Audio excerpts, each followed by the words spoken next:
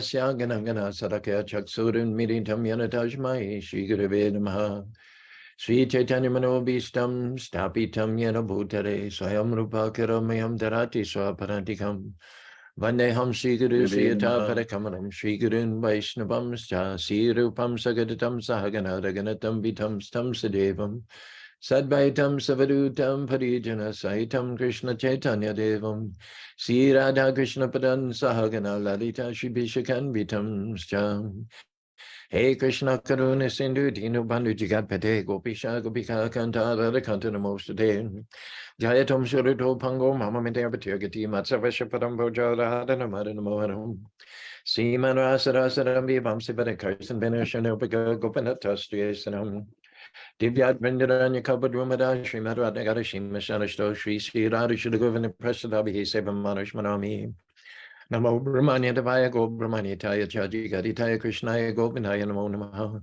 Mangalang Bhagavan Vishnu Mangalam Gudhajuja Mangalam Pariri Kaksho Mangalayatano Om Narayanaya Vidmahi Vasadevaya Dhimahi Tano Vishnu Prachodhyate Om Mahadevi Chabidmahi Vishnu Padita Dhimahi Tano Lakshmi Prachodhyate Mahalakshmi Namastabhyam Sare Sare Hari Pare Namastabhyam Namastibhyam Tapcha Kanjana Goringi Radha Vindavaneshwari Vishavanu Sudhe Devi Pranamani Hari Pare Nama Om Vishnu Padaya Krishna Pastaya Bhutare Srimati Bhakti Vedanta Swami Namaste Sarasati Devi Guruvani Pachari Nirvishes Sanivari Paskata Desana Sri Krishna Chaitanya Prabhu Nityananda Shri Advaita Gadadhar Shivasati Gaur Bhakta Vindam Hare Krishna Krishna Krishna Hare Hare Hare Rama Rama Rama Hare Hare.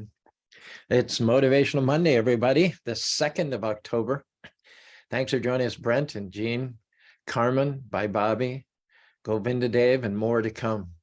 Mysteriously, Rob is not on Zoom today. I'm not sure what's up from Rob's point of view. He so rarely misses. And we anticipate his poetry coming at the end of our transmissions. Today is a significant day in one sense because the city of Provo requests that applications for banners over the streets for festivals upcoming in 2024 be submitted no earlier than the 1st of October. And of course, you don't want to wait too much longer than the 1st of October because somebody else may get in there before you and apply for your spot at your time period. In our favor is the fact that the Festival of Colors is a very early event. We take a huge chance every year by having the festival at the end of March. The weather is totally unpredictable. We have been very fortunate throughout the 30s, close to 30 years of the festival, had good weather almost every time, with the exception of last year. I don't know if that's a byproduct of climate change or not, but we're going to keep doing it the last weekend of March and hope that we don't have another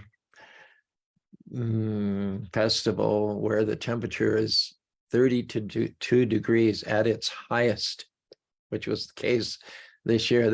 The average daytime temperature in March in Utah is 50 degrees. And last year it was 20 degrees or 18 degrees lower than that. It rained, it snowed. Instead of having 20,000 people, which is the normal attendance when the weather is decent, we had 6,000 people. A lot of families with small children stayed away because they didn't want their kids to catch cold. And it was the adventurous single people who came. Reminded me of the old days when the Festival of Color was mostly a college spring break / sort of a thing. In any case, the banner application should be done on the 1st of October or as close to it.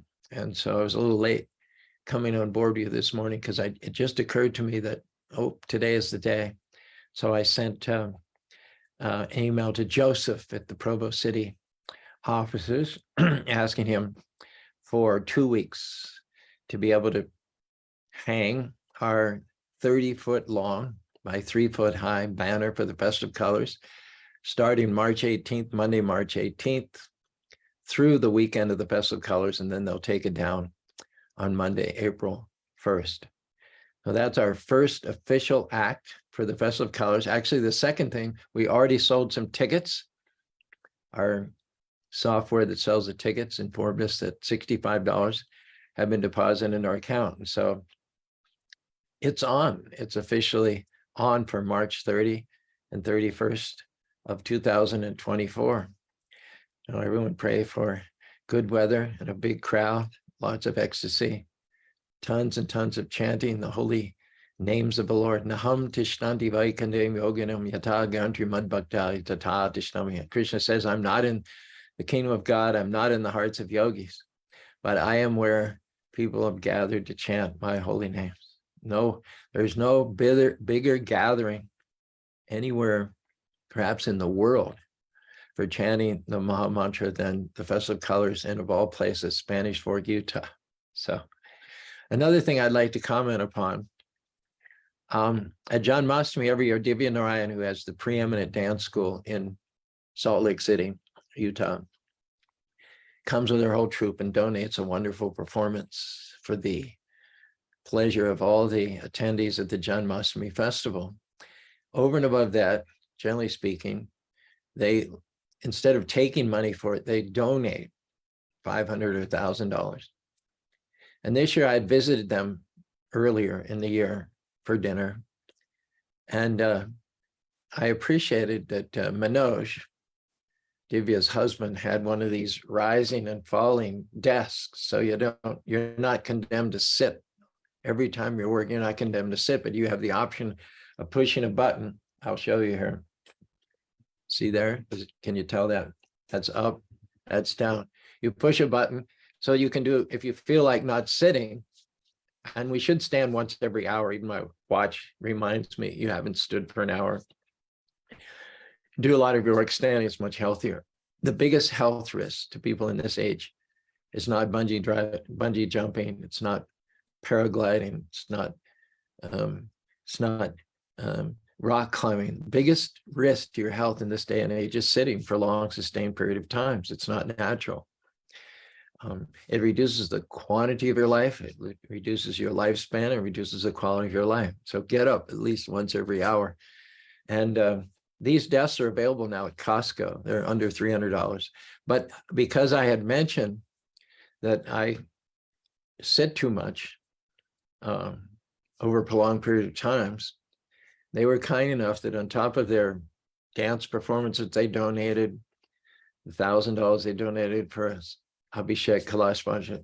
They also arrived at our temple with a gift of this desk, which goes up and down. The reason I mention it is because previously, to get my eye on a level with the camera, which I hope it is, I would have had to have stacked my laptop on about 5 or 6 thick books.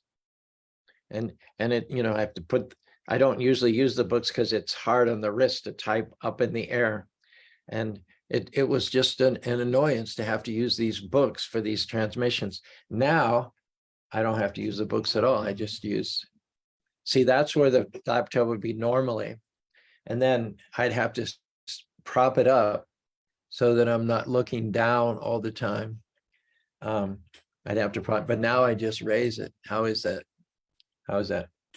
Am I about level? Is that about right? You can let me know in the comment section. The earlier attendees have been joined by Shirley, as well as Bhakti Gary. And here's Rob. Okay, Rob, we just noticed you in the waiting room there. Now let the official talk begin. Now that Rob is joining us, now we feel good. Any potential inauspicity is removed with Rob's icon there asking to join. But let me just bring you up to date in case you've forgotten. Unless you've forgotten. We ended Wisdom Wednesday last week talking about the different types of chanting, which are not deliberate, which are not intentional, and yet which have the ability to destroy more sins than one can commit in multiple lifetimes. This amazing claim is made for different types of non-deliberate, non-consistent chanting. The verse which is recited is, let's see, where is it here? It's It's in the 6th canto, 2nd chapter, 14, obviously in connection with Ajamil, who did not chant the names of the Lord consciously. Rather, he chanted what came to him at the time of death when he was terrified, seeing this apparition of the Yamadutas coming towards him to rip his subtle body out of his gross body for punishment. The thought that occurred to him, that floated to the surface, was of his youngest son, that entity of whom he was most fond. And that's what's going to happen. Whatever your habits, whatever your choices of food and movies and recreational activities and the friends you liked, the company you like to keep, whatever gives you the most pleasure during life, that's what's going to rise to the surface of your mind at the time of death, because death is painful. It's more painful than any experience we've ever had during our lifetime. And the reason we know that death is the most painful experience is because we can no longer remain within this body. The pain has gone beyond our tolerable threshold. And that's what death means, that we can no longer remain in this body because the pain is too great. Death is so painful because we're not supposed to die. The soul is eternal. We know it inside, like, why should I change my body again? So Ajamil was terrified, and he thought of his youngest son, that which gave him the most pleasure, and he chanted the name of his youngest son, which is Narayan, and he got a complete dispensation from all of his many crimes that he'd performed, not only in that life, but in any previous life. So this was the verse. Sanketam parihasham te shotam hedan mivacha vaikunta nama grahanam ashashega haram vidu. Haram means killing. Ashashega means huge quantity of sinful activities. Now, what are the different categories which are mentioned in this verse? Just to briefly recap, Sanketa means chanting when you're giving directions. Perhaps most parks, most places of business in India have names of Krishna, Radha, Ram. And so just giving directions to Ram Nagar, or Krishna Kuti, or Ram Lila Madan, or Hari Nivas, that incidental mention of the Lord's name while giving directions is immensely beneficial, destroys more sins than you can commit. Another type is parihasya, making fun of those Hare Krishnas wrapped in bed sheets with pigeon poop on their foreheads and shaven heads and chrome domes. People chant, what does it say? Frivolously. They frivolously join and chant with the devotees. I think it's such a silly thing, and everybody needs to chill a little bit and have some silliness in their life. And when people see the Harinam party coming down the street with drums and cymbals, they think that it's a good opportunity to be silly for a few minutes. It never occurs to them that this is the practice which is going to lead you to immortality. You just think it's an opportunity to lighten up and be silly for a few minutes, and that's fine. That kind of lighthearted, frivolous, non-deliberate chanting is also immensely powerful. Another phenomenon which we're experiencing nowadays is the professional kirtan singers. Kirtan singers who won't come to your event unless you buy a $40 ticket, or if it's in the case of the Festival of Colors, many professional kirtan singers, that want $1,000 or plus airfare, plus Airbnb. And there's nothing wrong with getting your travel covered, getting your accommodation covered, getting reimbursed for Uber and airfare and all those things. And then just leaving it up to the host to give you a donation according to their ability. That's more or less the proper way to do it. To have an agent who negotiates on your behalf to get you the maximum amount of money for chanting is not encouraged at all. What it's doing is it's using the chanting in order to gain something else. There's nothing greater than chanting. There's no higher occupational activity for the human being than chanting. It is said we chant in order to chant more. But if you chant in order to get a paycheck, in order to get the most money that you can possibly squeeze out of the promoter or of the attendees, then you're putting the money, the recompense, above the chanting. We don't even chant to get Krishna, what to speak of getting a salary. How do we know that great devotees don't chant in order to get Krishna? Someone might say, true, what are you saying? Of course we chant to get Krishna. We're chanting Hare Krishna to get Krishna. We're chanting Krishna to get Krishna consciousness. Well, Krishna and Krishna consciousness, to be in the presence of Krishna and to be Krishna conscious, are not necessarily totally overlapping. Krishna consciousness often involves being apart from Krishna physically, but being absorbed in thoughts of Krishna, being absorbed in the service of Krishna. When Ram was reinstalled in the throne of Ayodhya, the citizens got his darshan. The citizens who had been missing him during the 14 years of his exile, they got to see him on a daily basis, and one would think they were the most fortunate. And yet it is said, Atadished Digvijaya Bratimchu Darshanamidam Shanam Puram Aigataham.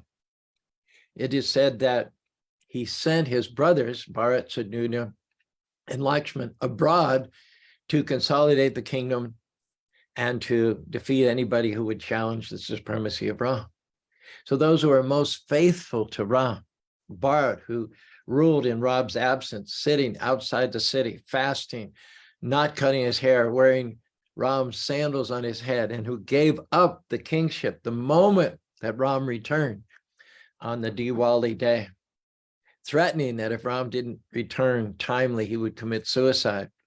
It would seem hardly the right reward that as soon as Ram returns, he sends Bharat away. Or Lakshman, having faithfully accompanied Ram during the entire 14 years of the exile and fought with Ram at Sri Lanka. What a thank you. What a thank you very much to then send him away abroad. So Bharat, Sadhuja, Lakshman, they didn't get that much association with Ram. And yet it's explained that they had the special mercy of Ram.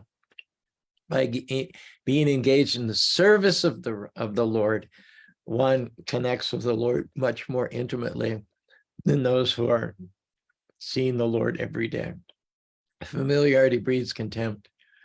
In Dwarka, Krishna was regarded by his many queens as a henpecked husband. They thought, each and every one of them, that Krishna could not leave them even for a moment. And that was true, because as a king, he had a responsibility to his citizens. His highest responsibility was not necessarily the queens, but any ruler, his first responsibility is to his citizens. And so because of his duty, his dharma, with respect to his citizens, Krishna was never going to abandon Dwarka, never going to abandon his queens, except in his heart. And that's what the Rath Yatra is about. Rath Yatra is Krishna being pulled back to Vrindavan by the love of his devotees, the gopis and gopas. Otherwise, the queens of Dwarka were seeing Krishna every day, and it said familiarity breeds contempt. But Krishna left Vrindavan. He left the gopis of Vrindavan in order to kill Kamsa and other tyrannical kings who were overburdening the world at that time, and in fact make Vrindavan a safe place, that it wouldn't be encroached upon by demoniac kings. And so it would seem like the gopis were less fortunate. They lost the personal association of Krishna, and the queens of Dwarka were more fortunate. And yet the intimate aspects of Vaishnavism, of the cult of bhakti, revealed that exactly the opposite is the truth. When Ram sent his brothers abroad, he gave them a special mercy. He gave them service. He engaged them in service in accomplishing tasks which were closest to his heart. And therefore, they were more intimately connected with him, even though they physically were at some distance. In other words, all of this indicates that we don't chant Hare Krishna to get necessarily Krishna's association, but that Krishna consciousness is generated from service. We're not as Krishna conscious when Krishna serves us, when our connection with Krishna makes our life comfortable, when we live in a palace, when we have servants, when we're surrounded by opulence. In fact, Krishna says, Aishwarya Ganate Sabhajagari Aishwarya Siddhi Nama Pritaram. He says, love for me, which is tinged with opulence, which is the desire for opulence, which acknowledges that there are perks that come along with worshiping the Supreme Lord, is a love which is weakened. Love, on the other hand, which is unconditional, the rural, simple, rustic love of the gopis, is love which really captures the uncapturable Lord. Naparayham nirvadisanam sasa babad vibayo shapi yomabhajan durjashing sambrita tava pratyanjavadham. The unconquerable Lord is conquered by the unconditional, simple, no attachments, no conditional love of the gopis of Vrindavan. He says, Naparayham nirvadisanam. Had he a day of Brahma, had he 4,300,000 years times 1,000 times 2, in which to try to repay the gopis of Vrindavan, he would not be able to do it. That's Stobyan. Now, one should not chant the holy names of the Lord with some other goal in mind. One should chant so that one can chant. One should not even chant to be with Krishna. One should chant to serve Krishna. And then fourth is Helanam, which means neglectfully or accidentally, sneezing, yawning, or about to fall. I gave the example of Madhua with the Festival of India in Los Angeles, and I met him recently in Columbus, Ohio. He sneezes, he has that, what we call hay fever, and he sneezes in sets of 8. So he would always say, Hare Krishna, 8 times. That also says, Ashesha Agham. It washes off the results of unlimited sins, not only those which are performed in one lifetime, but in many, many, many different lifetimes. That brings us up to date here on this Monday morning. And as we move through these first 19 verses of the second chapter of the 8th canto of Srimad Bhagavatam, Sukadeva Goswami, he continues to describe the atmosphere which exists around the Trikut mountain, which itself is on a heavenly planet. The mountain is washed with the waves of an ocean of milk. The chemical result of the ocean of milk washing the base of the mountain is that valuable jewels like emeralds are generated. In this connection, Bhaktivinoda Thakur sings that the creation of the Lord is colorful and full of varieties. Here on this planet, our oceans are not made of milk. We have a salty ocean. You cannot drink the salty ocean. Not only will it not slake your thirst, but it will dehydrate you if you drink this type of a water. What is it? The man adrift on a boat on the ocean said, water, water, water, water, but not a drop to drink. That's the problem. Now, Krishna's process for giving us pure rainwater is that the sun beats down on the surface of the salty ocean. The ocean heats up, the water is evaporated, and it ascends in its evaporated state, becomes lighter than air, and it becomes clouds, big, fluffy, billowy clouds. When those clouds waft over the land, especially they cover mountain peaks, there's an atmospheric change, which is ideal for rain. That pure water, which was distilled from the salt water by the heat of the sun, is then distributed through the downpour from the clouds onto the mountain peaks. The water itself, if it should be in the winter, it becomes snow, and it very systematically sits on the top of mountain peaks through December, October, January, February, March. And then when the dry season comes, those snow glaciers, those snow-capped mountains begin to melt and rivers start flowing. Notice in the spring, all the reservoirs and all the rivers are full. In fact, the current is swift enough that it can be dangerous for small children. They need to stay away from bodies of running water, especially in the springtime. And what an ingenious arrangement that God has for giving us fresh water, starting with salt water. There's a story about Ravana. It's a lesson that we should all learn from. When Ravana was lying in his death throes, Ram told Lakshman to go to Ravana and ask if he has any last advice to give. And Lakshman said, well, why should I go to this demon? And Ram said, well, at least you'll learn what not to do. Right? So Lakshman goes to Ram and he says, do you have any advice during your last moments? And Ravana says, yes. He says, auspicious things should be done immediately and inauspicious things you should delay. And I'm lying here mortally wounded because I did the opposite. I did an inauspicious thing right away, and an auspicious thing I delayed on. Lakshman said, what do you mean? Well, I had lusty desires for another man's wife. I could not give up my lusty desires for Sita. That I should have put off. I shouldn't have acted on those lusty desires, but instead of putting it off, I acted and kidnapped Ram's wife. Now, on the other hand, I had the technology. I knew how to turn salt water into fresh water, and what a boon that would have been. Nowadays, the #1 health problem facing more people than any other problem is the lack of healthy, clean drinking water.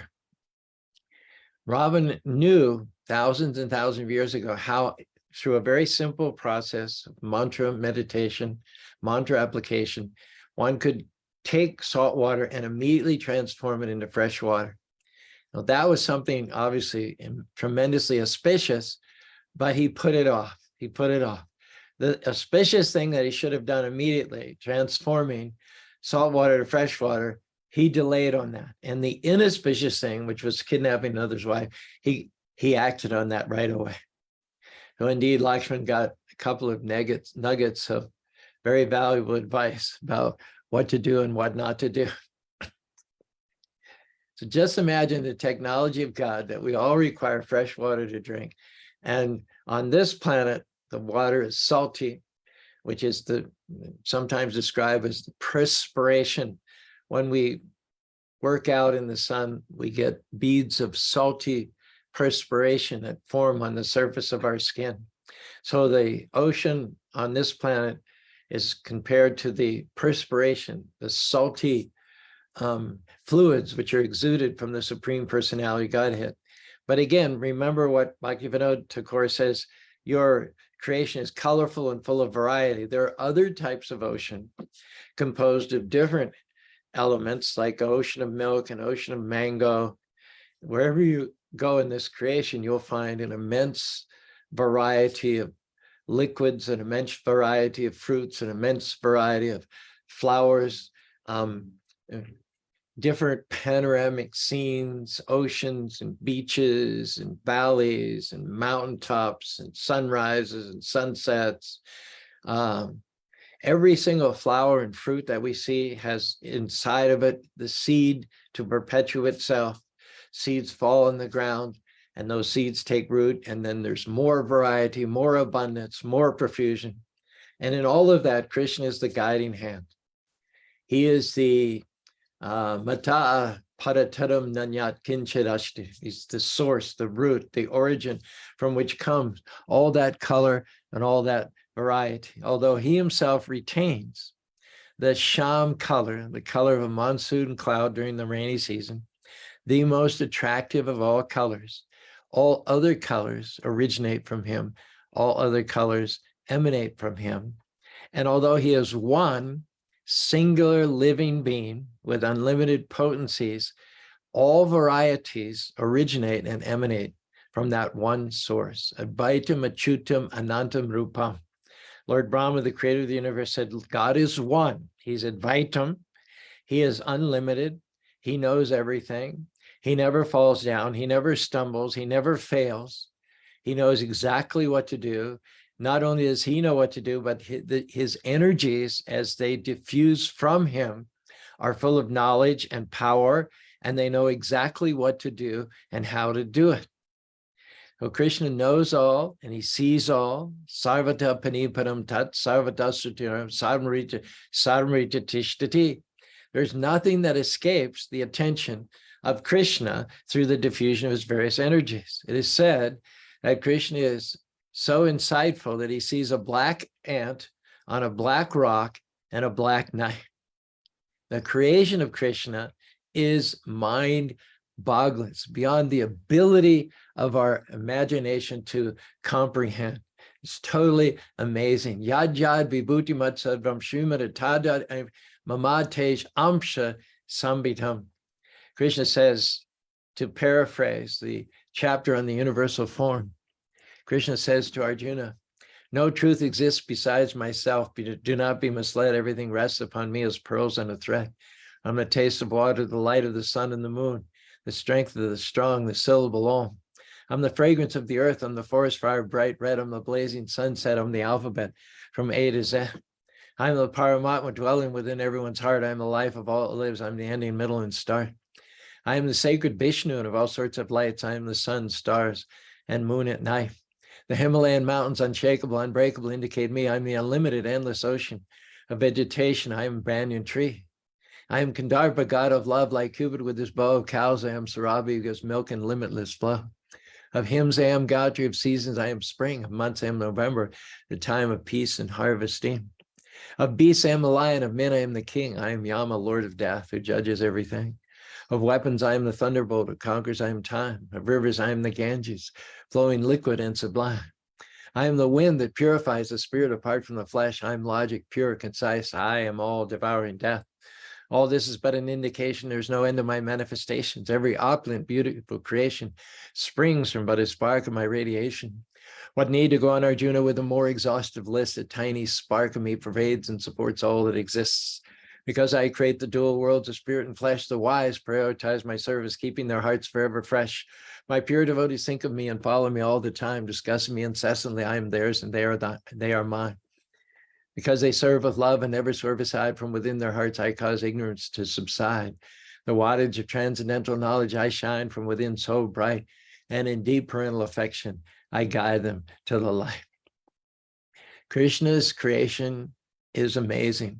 Take a few examples. The ability of dogs, the number of scent detection cells in the nose of a dog is said to be somewhere around 22 million. I think we have 10,000.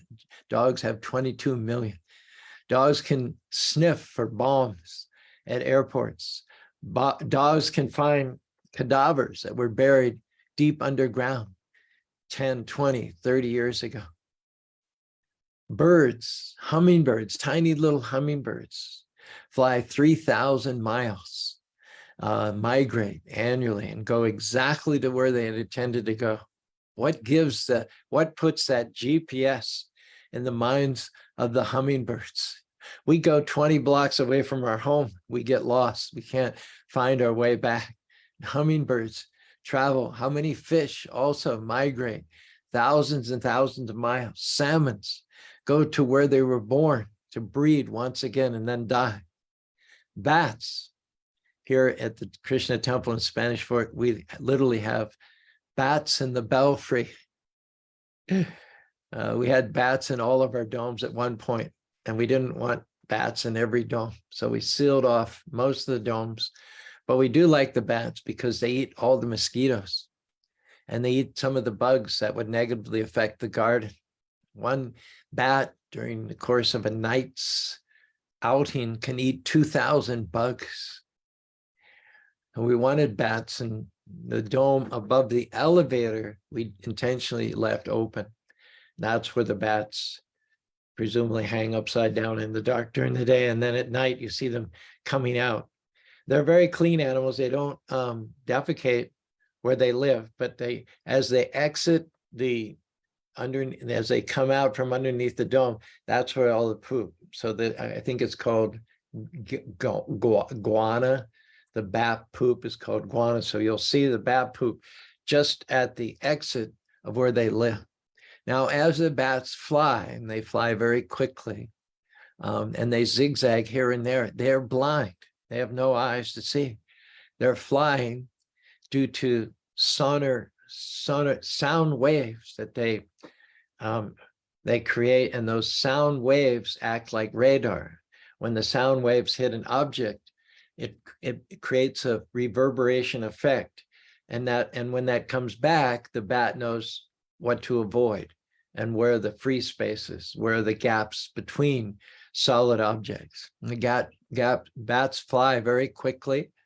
They fly through all kinds of trees and plants and around the buildings. And they find their way back to their nesting place at the end of every night's forays.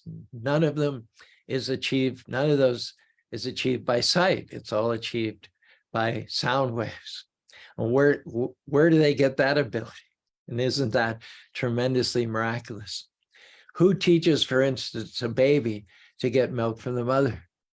We had a baby llama born on Janmashtami Day. Incidentally, this was a male baby. He's the Krishna color, bluish gray, with little white tips of his ears, little white socks, little white bib. Cutest thing you ever imagine. And most baby llamas, they're born in the morning. Why are they born in the morning? Because where they come from, the high Andes, it freezes every night of the year. Even during summer days, when it's warm enough during the day, once the sun goes down, every body of water freezes. If the baby were to be born late in the afternoon, being wet from the placenta of the mother, then it would freeze when the sun goes down, even in the summer. So 99% of llama births take place in the morning. Just think of what God's arrangement is. And then llamas are up within 4 hours. Within 1 hour, they're standing. And within 4 hours, they've found the nipple of the mother. Now, what makes them look for and find the nipple of the mother? Isn't that miraculous? Then also, another question to ponder is, isn't it also miraculous that the mother has no milk in her teats except when the baby is born? Prior to the birth of the baby, there's only blood in the tits of the mother, but as soon as the baby sees the light of day, then by God's mystical arrangement, the blood within the teat of the mother turns into milk. Something else to meditate upon. What a miracle it is that two animals, or two humans, or two demigods, or any male and female within the 8,400,000 species of life, some of them have fins, some of them have wings, some of them have leaves, some of them have arms and legs. They by keeping close to each other, they produce offspring, they produce byproducts. And where else do we find that? Do we find two cars by keeping close to each other? They produce a little Mini Cooper. You take two big SUVs and garage them in the dark, in privacy, pipe in some romantic music, light some incense. Do those two cars then, do you come back after a few months and then you see the two SUVs in the garage with one little tiny Mini Cooper? And we don't see that. Two cars don't reproduce. Two planes can be in a hangar together. There's not a third plane, no matter how long you wait or how long you hope for it. Two cell phones, you can keep two cell phones together for any amount of time. They'll never produce a third cell phone. And yet two human beings, two birds, two fish, two reptiles, even plants, male and female plants, demigods, they reproduce another byproduct from their own bodies. And think of the longevity, think of the lifespan of all these created living beings. I'm now in my 76th year. People always ask me, how's your health? How's your health? How's your health? Because many people don't make it to 76. I've already defied the odds, I think, by making it to 76. The odds of living to 76 are not good in this day and age. So everyone's like, and they ask the question as if they were in pins and needles. They say, how's your health? And they're kind of like hunkered down, prepared to receive the bad news. Well, I don't have any bad news yet. I kind of joke. I say, for a 76-year-old person, I'd be considered very healthy. Now, if I was in this state at the age of 20, I'd probably be very alarmed. I'd probably be considered very unhealthy. But what machine, what mechanical creation is going to last for 76 years? What car can repair itself? You know, when the car has a dysfunction, you take it into the shop and there's a part which is replaced. And we also do replacement parts. We do replacement livers, we do replacement kidneys, we even do replacement hearts. But the longevity, a period of time that the body of the human being can last and maintain and regenerate itself, there's nothing to compare in the mechanistic world. A car will go for after 10 years, a car is old. After 15 years, it's got cracked windshields and it's spewing black exhaust fumes. And it's going to cost thousands and thousands of dollars to get it to pass emissions and inspections. You simply cannot drive such a car on the road, at least not legally and not safely. And yet this body lasts for 10, 20, 30, 40, 50, 60, 70 years. There are even instances of people running marathons at 100 years of age. It's not common, granted, but there are bodies which, if taken care of and with the right DNA, they can run marathons at the age of 100. Now, what car can run at 100 without having had almost every single part replaced during the course of its lifetime? How Krishna has created this world, not only created this world, but endowed it with such beauty, such color, such variety. I heard one time about how a Cezanne painting of a flower sold for $30 million. Consider that. People appreciated the artistry, the creative powers.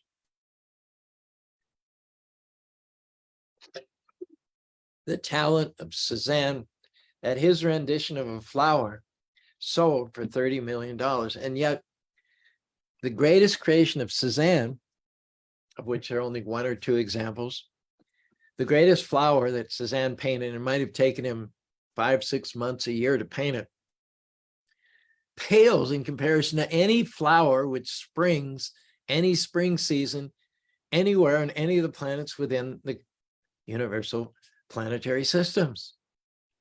Every spring, there's a riot of colors, of flowers, of varieties, of species, of hybrids, and any single flower amongst the unlimited flowers that are generated every spring defeats the beauty of Cezanne's $30 million flower. After all, Cezanne's flower does not have texture. You cannot feel the delicacy of the petals, and sometimes there's fuzz there, and there's a very delicate texture. You can't get that from the oil paint. It's just rough and crude.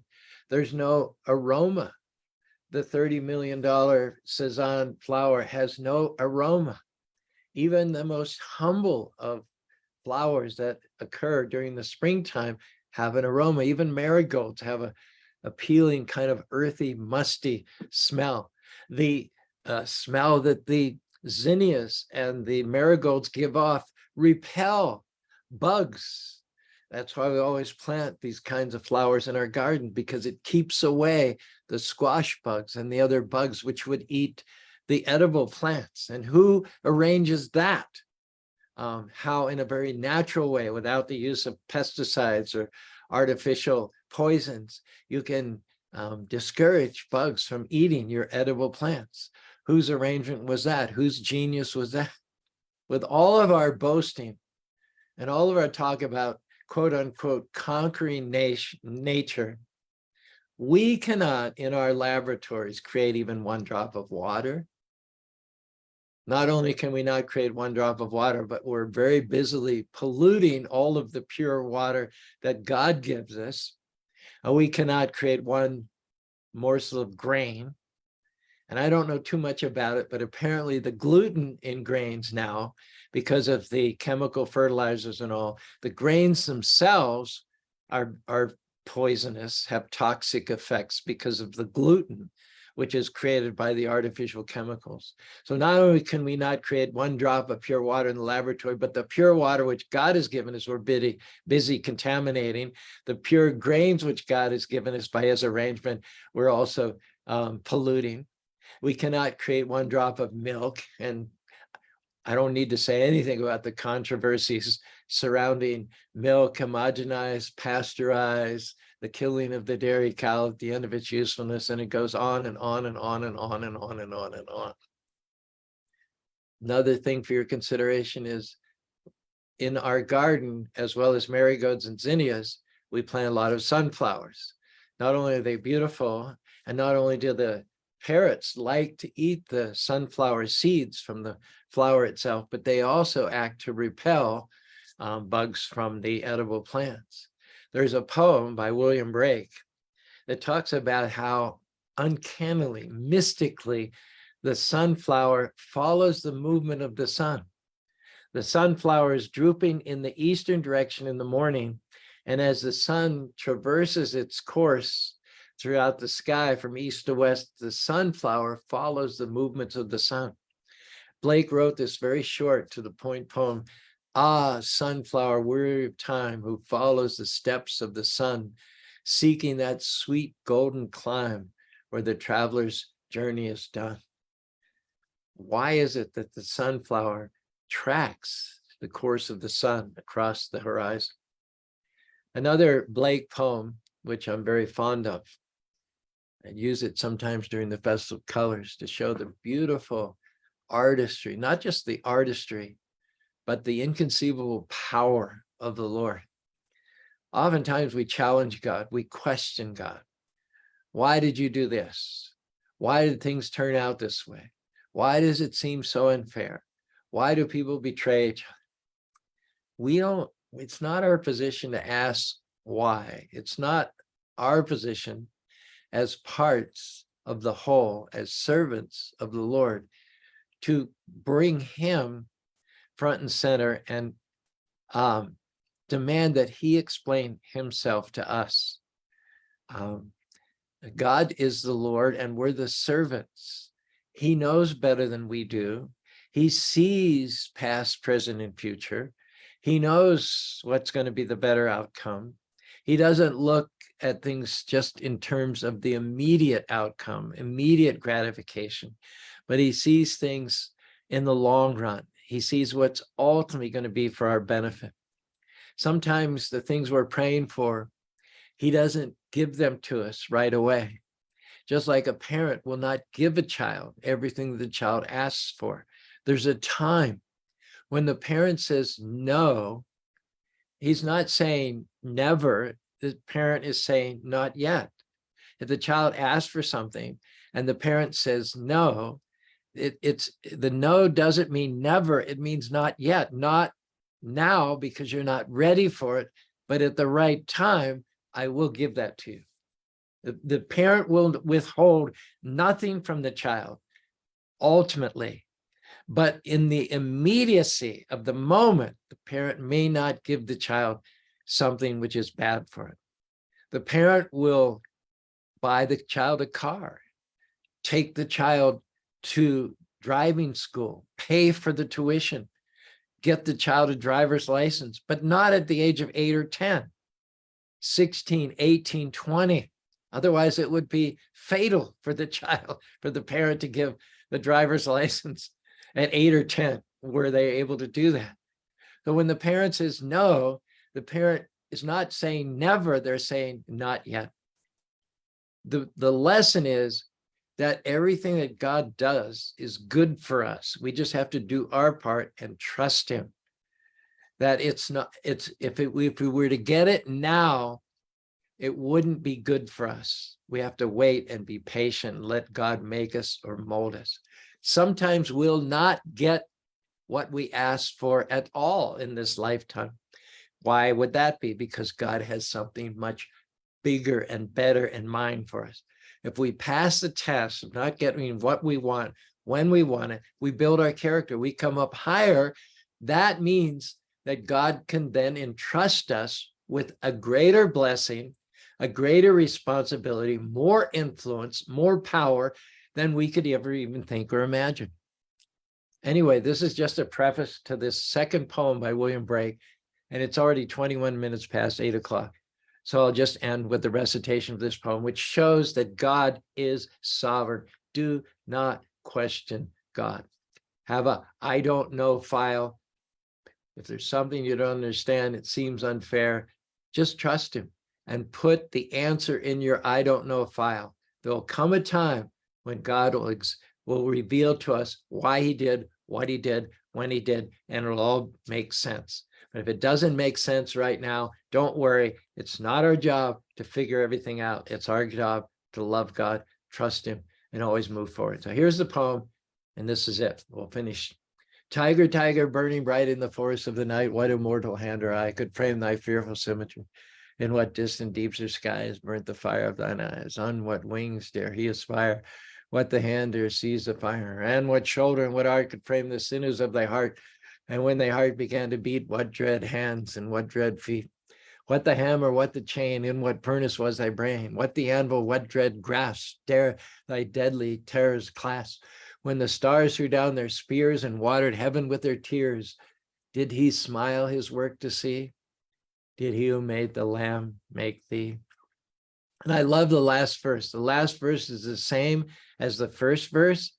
There's one word that's changed. The first verse is, tiger, tiger, burning bright in the forest of the night, what immortal hand or eye could frame thy fearful symmetry? Note that last line, could frame thy fearful symmetry. The last verse is the same as the first verse, except for one word. Listen carefully. Tiger, tiger, burning bright in the forest of the night, what immortal hand or eye dare frame thy fearful symmetry? We'll end with that. Something to ponder. Thank you very much for being on Facebook here. We've got the first one to jump on was John Malik, as is often the case. Brent Spencer and Jean, those three are usually right there when I'm doing the invocatory prayers. And then just at the end of those invocatory prayers, Carmen jumped on, Hare Krishna, glories to Prabhupada, by Bobby with her elephant emojis, came in, and Govinda Dev. We had a nice gathering a Friday night at Sundari Priya's house, and we chatted a bit there. Shali, Hare Krishna, Shali, thanks for jumping on board. Bhakti Gary, Jean, he said I should have the table a little bit higher. I'll take that in consideration for tomorrow. Should I raise it now? Is that better? This table is so much fun. Could you ever imagine that you could have so much fun with a desk? Here's a little poem by Jean. Guru's vision to see and service will be. Nice. He's adorable, Michelle says. He's adorable. Oh yeah, the little llama. By all means, if you're within community distance, come and visit us for lunch or dinner. We're open every day from 11 till 6 with the buffet, and see our little Krishna Das. We wanted to call him Sham, but we already have a black llama that we called Sham. So this one's Krishna Das. John Malik says, make every day an adventure. Okay, we have, last but not least, a poem by Carmen. What causes beauty, wonder, and luster? God's skin like thunder, his energies mustered. He shines on this earth, but we confuse his worth. Wow.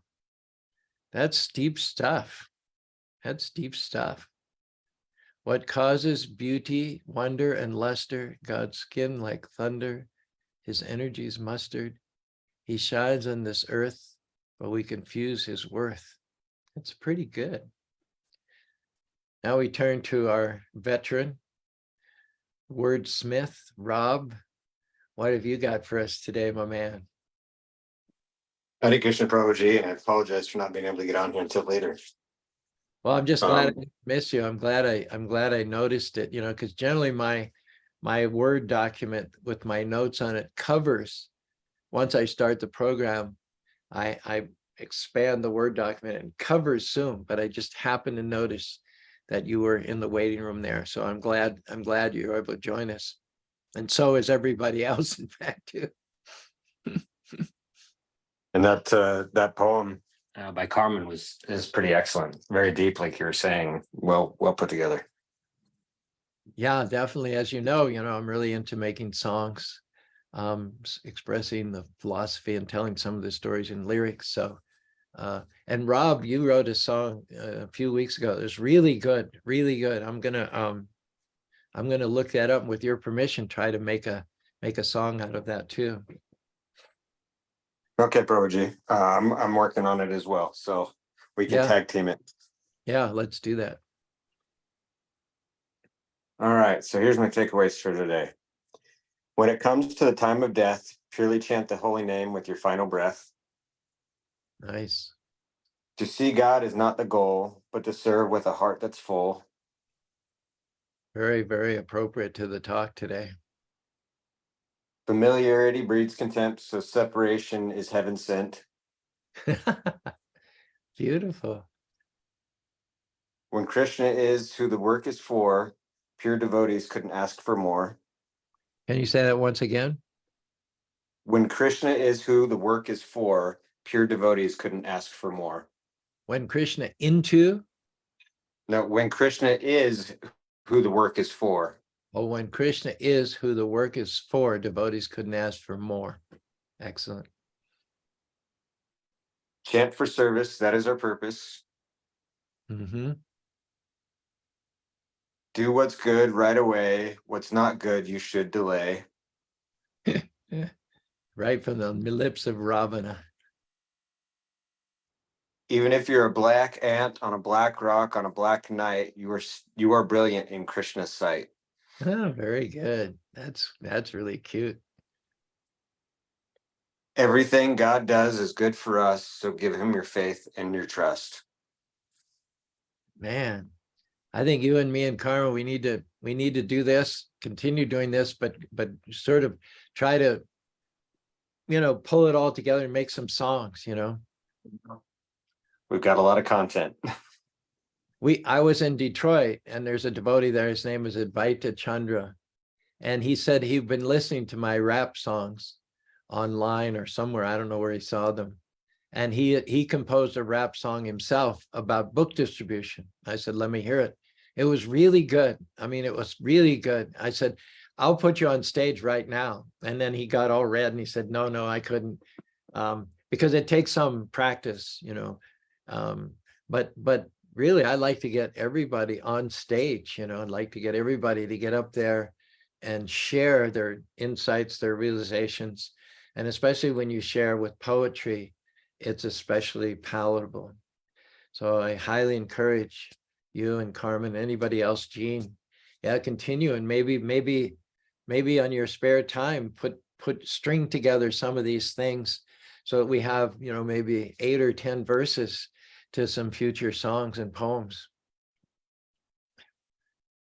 Okay, I think this has been a wonderfully enriching and productive session. I know it has for me, and I'm most appreciative to all of you for joining in. Thank you very much. This has been Motivational Monday. We will be back tomorrow for Transcendental Tuesday, more on the wonders of the Lord's amazing creation. Hare Krishna, Krishna Krishna, Hare Hare, Hare Ram, Ram Rama, Hare Hare.